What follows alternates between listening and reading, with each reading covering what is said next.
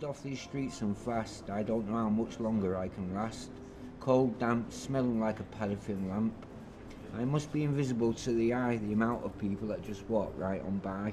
I wish just one would stop, chat, say hi. They'd find I'm just an ordinary nice guy. My name is Sean Studders. I'm from Moston, Manchester.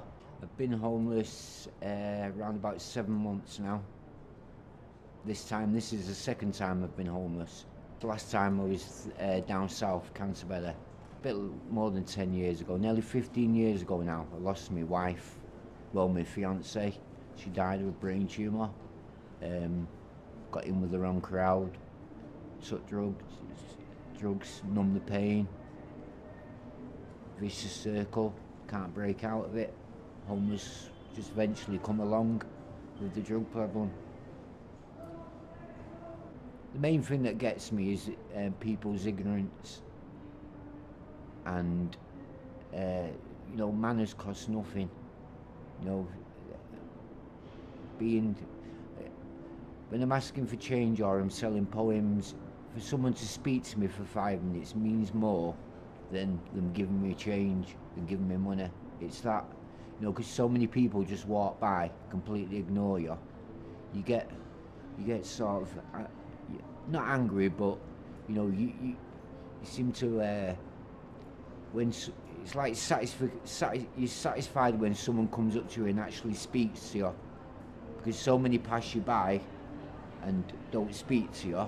Don't even acknowledge that. Someone will step over you.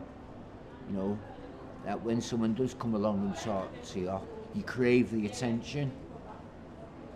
Because I guess that comes with being lonely. You're very lonely on the streets as well. You have to be able to spend time with yourself, and like your own company. It's hard to stay out of trouble as well and away from trouble when you're on the streets, because there's a lot of trouble on the streets. Not only just the people who live on the streets, other homeless people, but with passers-by, young kids, not just young kids, not really young kids, middle-aged blokes, just idiots, drunk, Friday, Saturday night. You have to have eyes in the back of your head. Watch what you're saying, how you look at people, how you project yourself to other people. The slightest little thing can trigger conflict, then you need to be able to deal with that conflict. I'm not currently looking for housing. I'm trying to get my drug habit under control. I'm on a £10 bag and half a £10 bag a day. I've come down to. There's very little help for people over 27, 28. I say over 30. There's a lot more help for younger people between the ages of, say, 18 and 25. After that, it's a lot harder to find help, and the places that do give you help, there's that many people wanting it. There's not enough staff to give it, if you know what I mean. There's not enough resources. There's very few places for people over the age of 30 to get help with housing. I guess it's all about money, innit? And at the moment, with all the cuts and that, I guess, I'd say we're at the bottom of the ladder, and the people at the bottom of the ladder is the ones that have suffered and the ones that are suffering.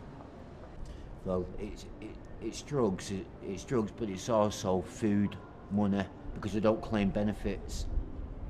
So my day is spent basically selling my poems to earn money. I try to earn money. I try not to beg. I don't like begging. It's degrading. It makes me. I feel bad enough as it is without asking for money. He was already doing poems, Ben, and I used to sit with him. I used to come up with some little ideas, and he'd write the poem, because I was good with my English and my spelling, and he was good with his rhyming. I could give him words to put in, to structure into a poem, and then he gave me a couple of poems to do myself, and I ended up rewriting them, and basically I try to come up with another poem every week, so I've got at least one different poem every week to sell. And I do the poems because I don't like begging. Sometimes I do it because I have to. Yeah, if I'm having a bad day selling the poems, not every day can be a good day. Some days people will just completely ignore me. I won't sell a single one. So then I have to beg my money up, which I don't like doing. It's degrading. I feel degraded enough. So that's the reason I sell the poems and that, is because, and also I like to earn my money. Even though I've had a drug problem, yeah, for a long time, I've always worked. Whether it be little jobs at weekend or a steady job, I've always worked. I've never been lazy, never ever been lazy, and I've never really. My life does revolve around drugs, but I've always tried to have a life outside of drugs, if you know what I mean. Do you understand what I'm saying? Something like I've always tried to be structured. When I get up in the morning, I like to think about what I'm going to do during the day. Just not take it as it comes. Because then, to me, that's just a waste of time, waste of a day. Because you're just plodding along then, day by day. Whereas if you have some sort of structure, you keep in time, if you know what I mean. You keep in, normal. Whereas I could just get up in the morning, just laze about all day. Can you spare a little change, please? Go and score. Just plod along. Whereas I prefer to have a little bit of structure. It's stupidness, really, when I think about it, because how can a person suddenly think that someone's never had a job, never owned decent clothes, like they see me with a decent pair of trainers on, and I get slagged off for it because I've got a decent pair of trainers on. Why shouldn't I be able to wear decent clothes just because I live on the street? Why should I be scruffy? That means plenty of resources about the way you can go. There's loads of toilets, you can go and have a wash every day. There's no need to be like that. If you ask me, that's just laziness. Just laziness. There's no need to be like that. But people get into a circle, a vicious circle, where it just becomes, can't be arsed doing this, can't be arsed doing that. You just plod along. They end up, not getting a wash, and before they know it, they're not having a bath for the week. Before they know it, they're not having a bath for the month. That sort of thing. It's hard to explain, but that's the public's view. Most criticism I get is about what I'm wearing or how I'm looking. I've got to be scruffy to be homeless. I've got to be dirty to be homeless. Also, you've got to have a drug habit when you're homeless. You've either got to be a smackhead, yeah, or you've got to be a drunk because you're homeless. Whereas that isn't true. I have got a drug problem, but there's plenty of people on the streets who haven't got a drug problem. And the government's policy with that is ridiculous. If you haven't got, I know one chap, because he hasn't got a drug problem and he hasn't got an alcohol problem, there's no help for him. He isn't priority. He doesn't come under, priority rules of the help being there for them just because. So you've got to have a drug problem or a drink problem to get proper help. That's ridiculous. That is ridiculous. I'd just like to say, next time you walk past someone, if they're asking for change, you don't have to give them change. Just sit down and have a chat with them. Life's a test. I think I'm unlucky, or maybe I'm just cursed. I pray for it to get better, but my life keeps getting worse. And I know we're all made even, and equally we're blessed. The stronger your beliefs and faith, the harder your life will test. There's Ben Roper from Manchester. Basically, a breakup with my missus led to me being homeless. Not being a high enough priority for the council, so I'm just on the waiting list. There needs to be a lot more things for people that aren't on something. As crazy as it is, the more messed up you are, the more of a priority you are. So, just being homeless should be enough. You shouldn't have to have something wrong with you just to get housed. You've got to be on something, done something really horrible, or there's got to be something up with you. They don't have a good reputation. I think that's a lot to do with the beggars and not the homeless. 90% of homeless people won't ask you for anything because it's not going to give you a chance to kick us while we're down. Now, beggars, my people, you know, I ain't got the right to ask you for your money. I can try and earn it, but you know, most of the 95% of the beggars in Manchester aren't homeless, and they're just looking out for a free ride, or to support their habits or whatever. I went through a Acorn rehab. This is like a life rehab, not just drink or drugs. I was a really bad alcoholic. All day long I ask people if they've got drugs, if they want to buy drugs, if they want to sell drugs, or if they can get them drugs. I don't do them. No, I can't. Be careful of the grifters and grafters, and careful who you choose to give to, because once you give, you can't take back, and you don't want your money going on heroin and crack. It's a big difference with homeless people, beggars, you know. Not all beggars are homeless, not all homeless people are beggars. It's like, me, I say I'm down and I'm not out. I'm trying, you know. I'm in the situation I'm in, I'm trying to make the best of it. I'm fucking not asking anyone for anything. You know, I haven't got the right to ask anyone for anything. I'm trying to earn my money. And I'm not greedy. Once I get my money for a B&B, I'm gone. No sitting, take. I tried to give back, you know. People that have got somewhere to live that come out begging, I don't know how the hell they do it. Sitting on your ass, just watching the world go by. Every minute's like an hour. It's just not good, man. Don't do begging. Get a job.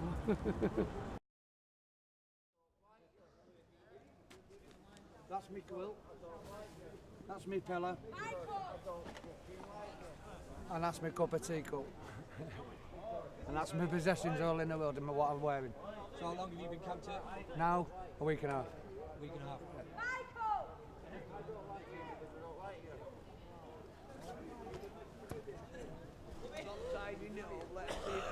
I've just showed them. You filmed everything. Excellent. And my coffee cup. Okay, thank you, man. You're welcome. Yeah, my name's Gary Floyd and I'm from Sale, Manchester. Well, basically I was in home when I was 7. It's not my mum's fault, it wasn't my family's fault. Things happens in life, that's less said, but I ended up going into the prison system, ended up going onto the street, and I've been there ever since. At the age of 23 I lost my son. When I lost my wife, I lost my firstborn son, I lost everything.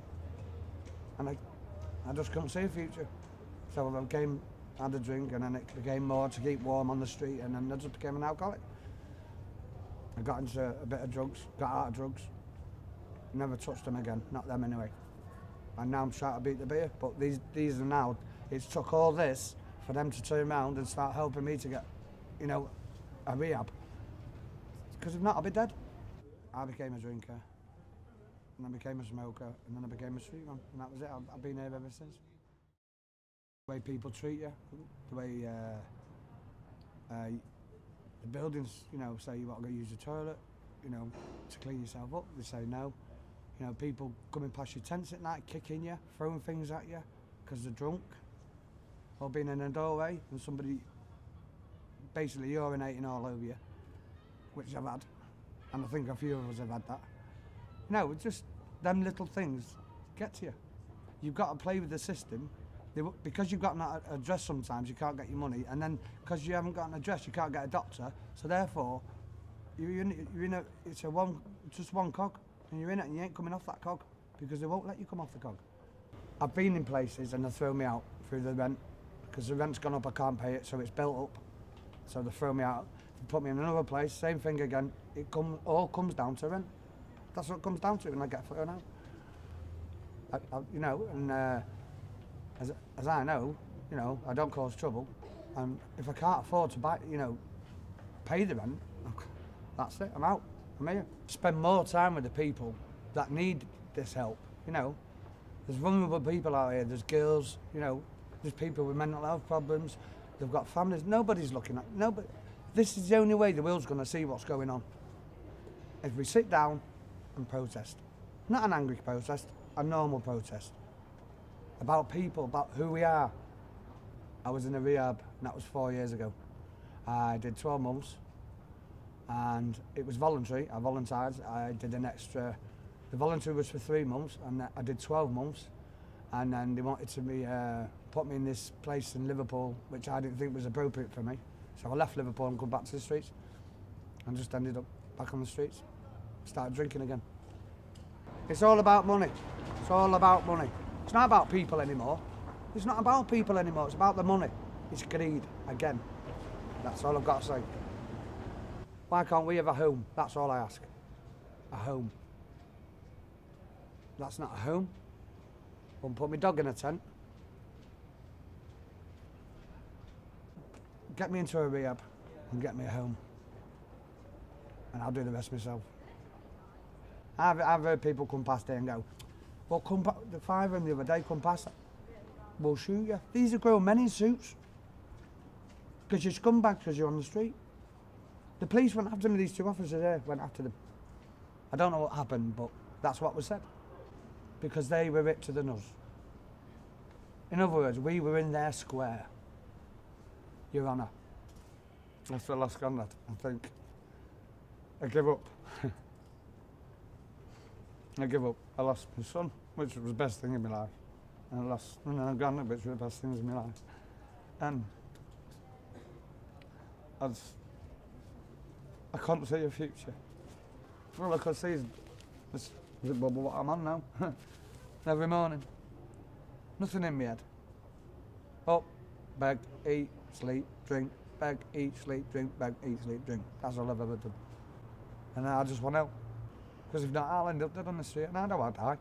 I'm only 47 years of age, for Christ's sake. There's kids over there, younger than me. Do you know what I mean? Just what life. The full picture is all around you.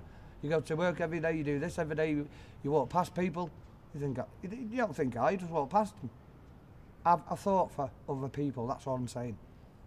There's people dying on these streets and you're not even bothered. You just still go to work, you're still doing this. Nobody's bothered. Legal life, for instance, it's killing everybody. But what are you doing about it? Nothing. It's killing us all. But they still stand there. And I hope people listen to this documentary and take it in. But trust me, you're that far from being there yourself, everybody in this world. God bless.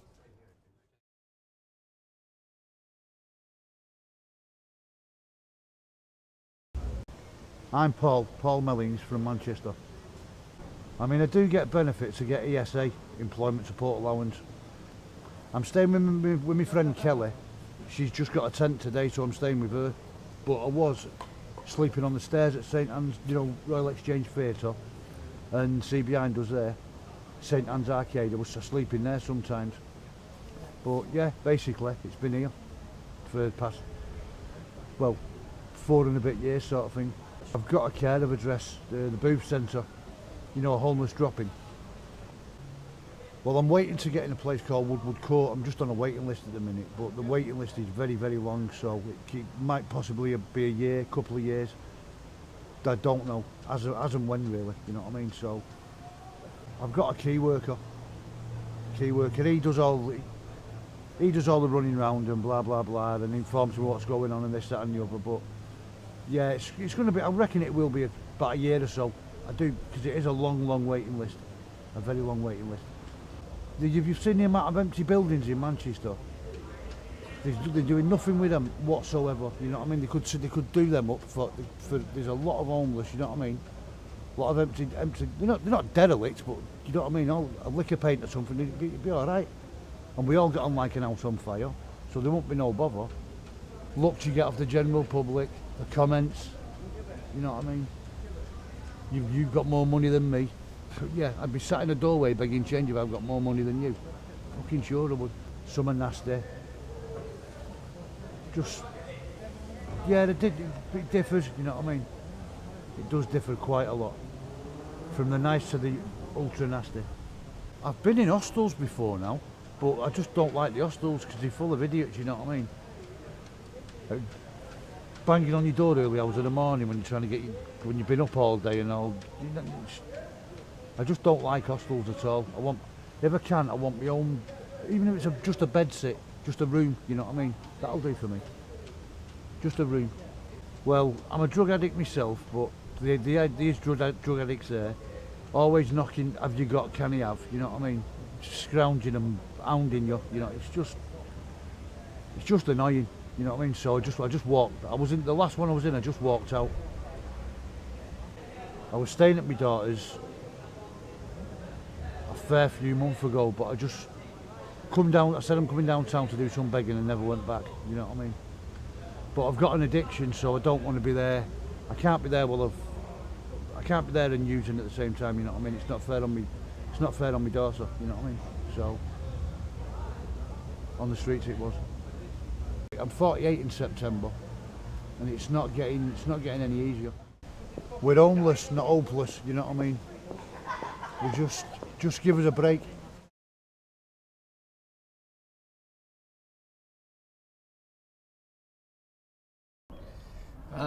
My name's Kevin Newton and I'm from Oldham. Statistically, yeah, I'm currently homeless, but that's all on paper.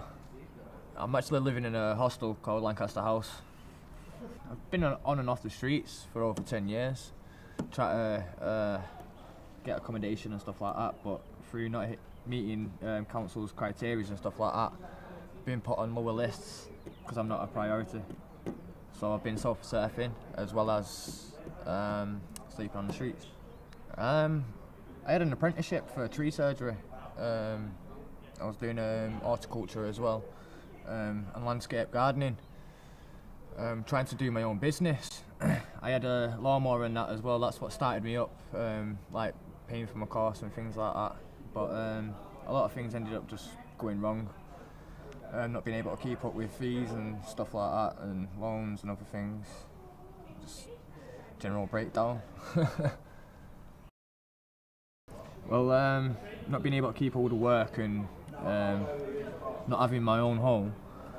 I was living with my stepfather, ended up meeting my girlfriend and everything, and we ended up getting together, had a couple of kids. Through me losing my job and other bits and bats, we ended up going through arguments and stuff like that. And I ended up homeless through arguing and other things, and the main reason was through not having enough money. It's hard, not knowing where to put your head or where you can get your next meal. It's kind of a struggle, and then you're not knowing who you're going to meet as well. Even though in certain cases it's like an unspoken bond between people who are homeless. You know what I mean? You find out you have something in common with almost everybody, so you get along really. But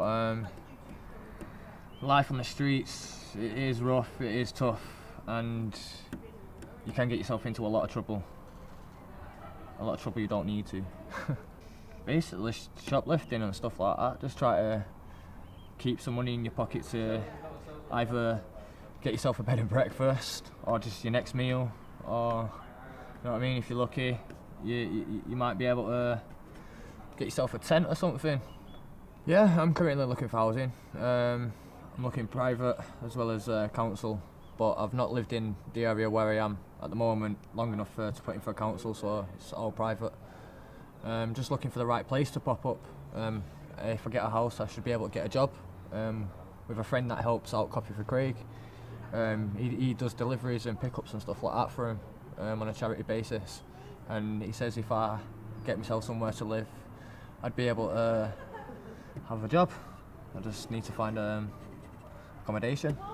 The problem with trying to get a house is having the ID, not being able to pay for the ID, because birth certificates generally aren't just enough. You need picture ID, and when it comes to picture ID, you need to have money in your pocket, and you need an address for things to be sent and stuff like that. So it's a bit of a ring of fire really. No matter where you turn, there's something in your way. In terms of getting housing and stuff like that, if the government could make ID official from a young age or easy to obtain, then you'd be able to put in for housing a lot easier and stuff like that. Like if you haven't got an address and you are homeless and you're not being able to get hold of ID because of the fact of you not having an address for it to be sent to, or not having the money or whatever, there should be other options. You know what I mean? they make the rules, so they should be able to change them at least. It's only recently where there's been services that are helping you with these things, so you might be able to save up now and stuff like that, but it's a problem with the address.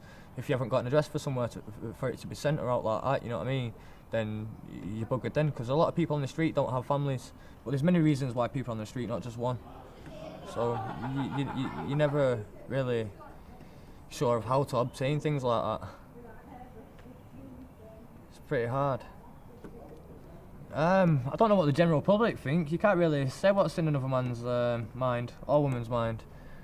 But they generally look down on the homeless. They think of just one reason, drugs or something like that, you know what I mean? But then there are a few people that understand. You can't really put it to a minority or a majority. It's a bit funny really, that subject. Me, I do have a mental illness, attention deficit hyperactive disorder, which was diagnosed as a child. But recently, I've tried to find out if I've got a thing called Asperger's, or Asperger's, it depends on how you pronounce it and where you're from. But that's just a form of autism. And because of these things, I find it hard to socialise and other bits and bats, and I find it hard with work, and I find things easier to do things my own way, and it's not really the best way in a work environment, you know. So I can cause problems that way and stuff like that. I should be on DLA to be truthful, but I've wanted to work, you know what I mean? I've wanted to make a difference and do things myself, and I've not been able to.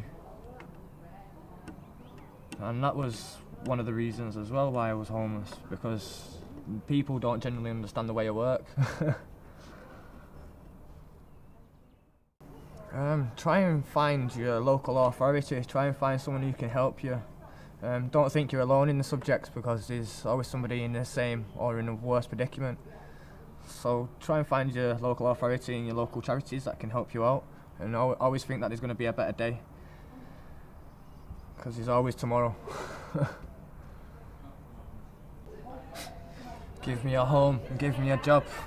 You can only show a man a door, he has to walk through it, like, you know what I mean?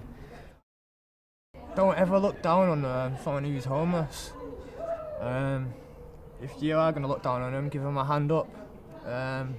Don't part with your money. Give them something to eat, something to drink. Offer them something like a bed and breakfast if you can afford it. Something like that. It's the only thing I could think of. It's all that people really need, really, somewhere to sleep and something to eat if they're in that predicament. Yeah. You find yourself doing things you wouldn't generally do when you're at home. You find yourself rummaging in places like Tesco's, in that sort of environment. Don't really want to say exactly what, like, you know what I mean, because some people will look down at you and think, wow, no way have you actually done that, but you have to when you're starving. Probably you guess what I'm on about. So, yeah.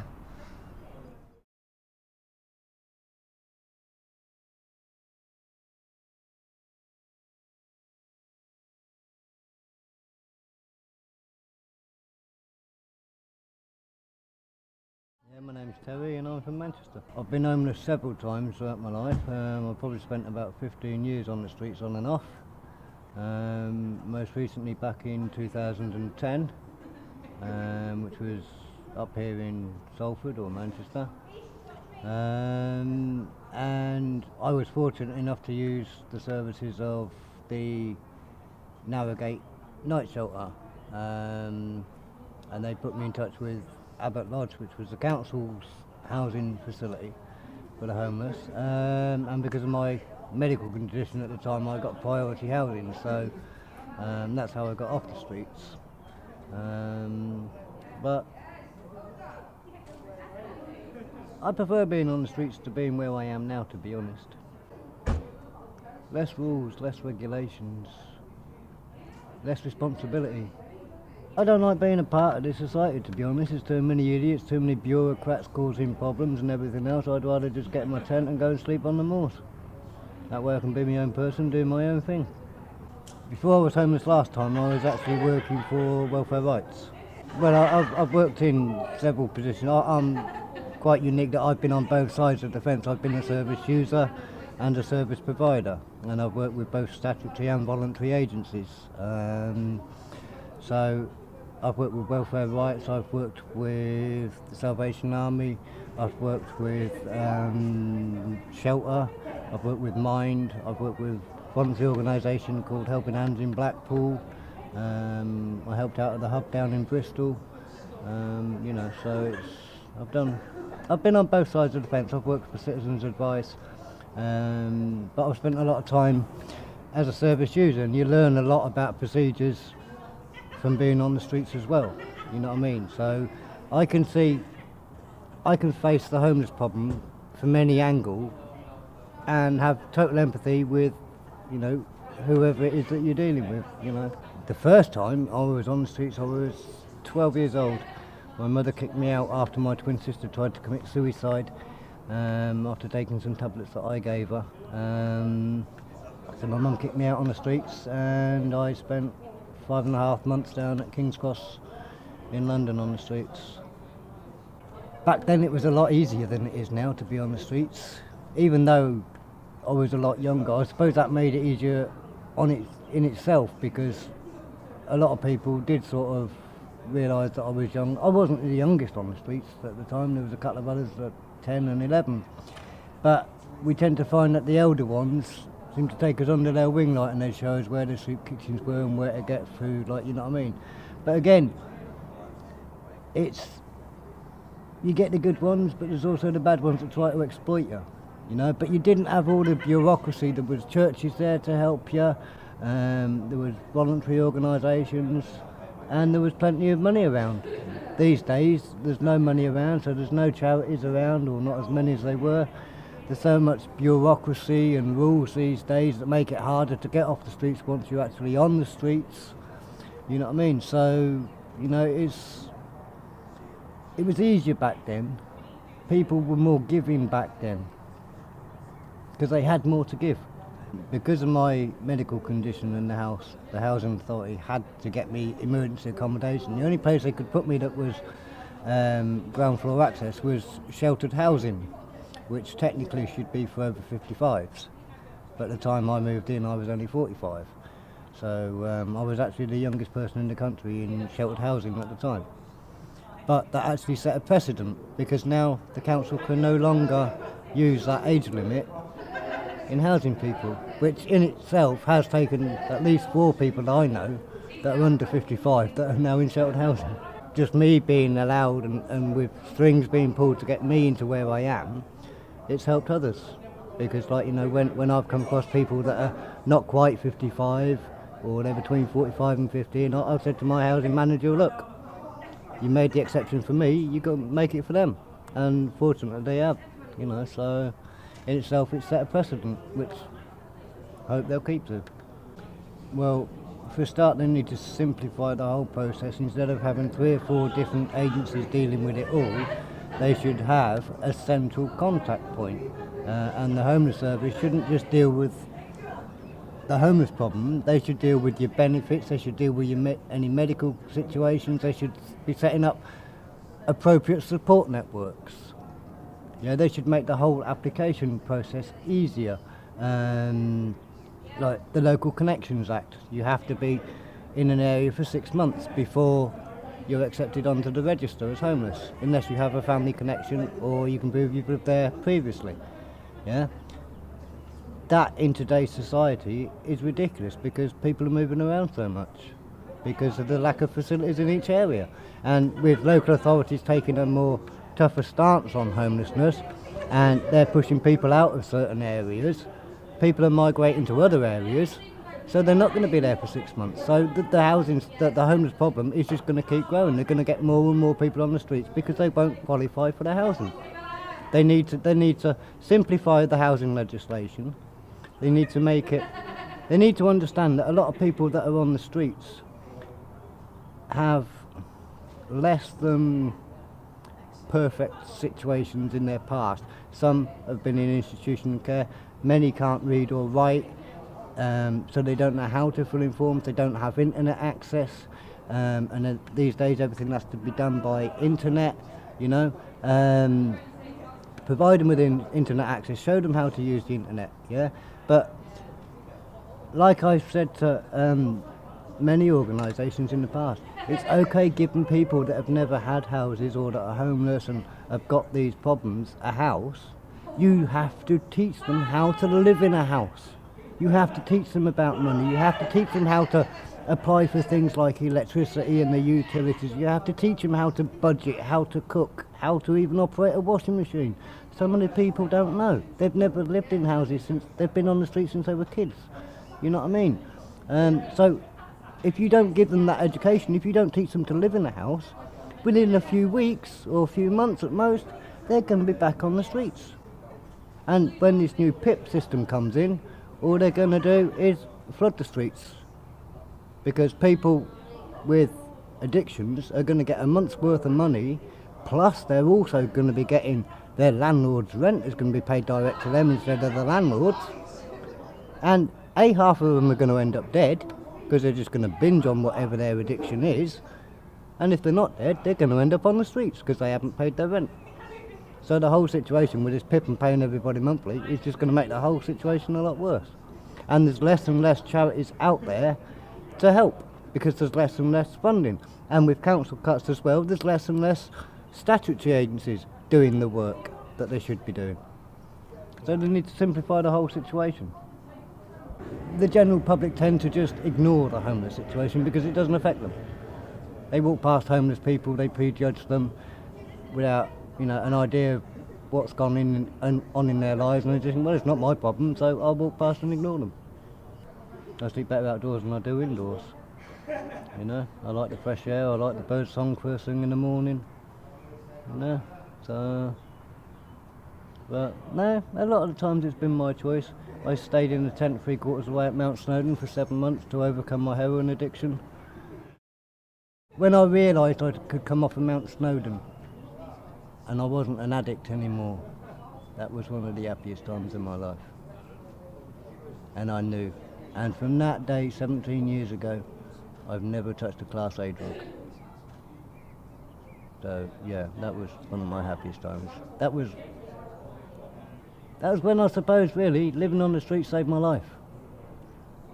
Because if I hadn't, I'd have carried on using and I'd have been dead by now. So living on the street saved my life. So sometimes it's been my choice, and some people do choose to live on the streets because they can't cope with society's rules or they don't know how to deal with society's rules. So it's easier, You've got no responsibilities on the street other than finding food and somewhere to sleep for the night. Spend a minute. That's all it takes. Just a minute, just a smile as you're walking past someone on the streets makes a world of difference to their day. And that in itself, just a smile in the morning can give you it's going to be a good day today, I'll go and get things sorted out. Someone walks past and kicks you in the street, you think, it's going to be one of them days today, I'm staying here, I'm not doing nothing. You know what I mean? So little things like that. Stop, spend a bit of time, talk to them,